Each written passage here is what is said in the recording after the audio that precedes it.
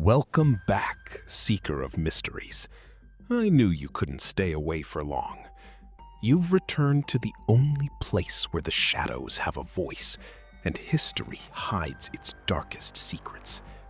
You are back at Storyverse, where we don't just tell stories, we resurrect them. Today, we have unearthed something that the ocean tried to hide for centuries. Prepare yourself, because once you enter this port, there is no turning back. October 1895. The port of Wind's Head was silent.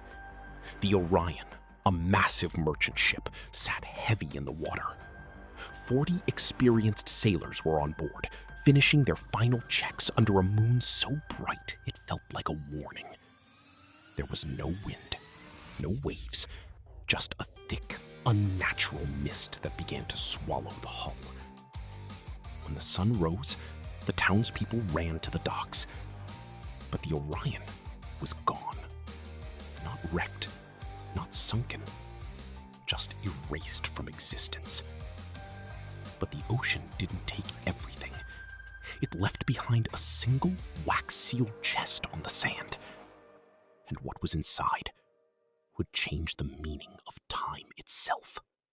They carried the chest to the old courthouse, the only stone building that could hold such a heavy secret.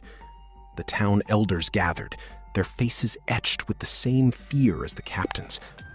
With a sharp knife, they broke the ancient wax. Inside, there was no gold, no charts, only a single leather book, its cover wrapped in the same wax, as if to keep something in. When the eldest elder opened the cover, the pages were yellowed and brittle. At first, the ink was static, but then the shadows attached to the words began to breed.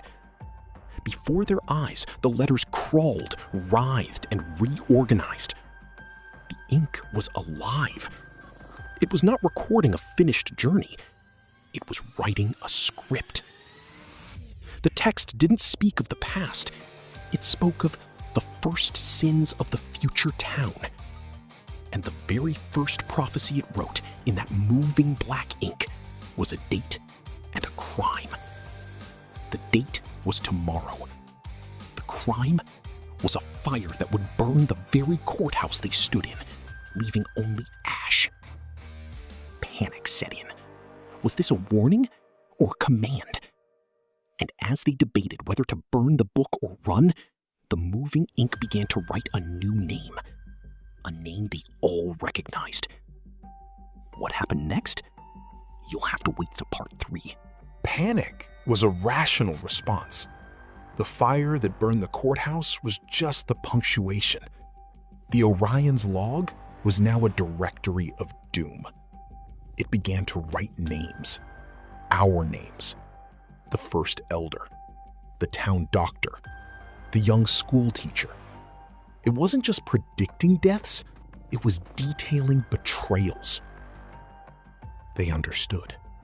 The ocean wasn't finished. The log was a new contract. If they wanted to survive, they had to serve. By dawn, the streets were empty. The townspeople gathered at the docks, their eyes blank, like puppets on strings. The Orion returned. It sat heavy in the port, the moving ink logic now embedded in the water, in the air. The harbor was a new temple. Panic set in. The moves had to be drastic. They debated burning the book, but the moving ink began to writhe faster, pooling together. It was pooling to write one last name. The final name on the contract, written in huge, bleeding letters, was not one of theirs. It was the name of the last soul who touched the book. The name was yours.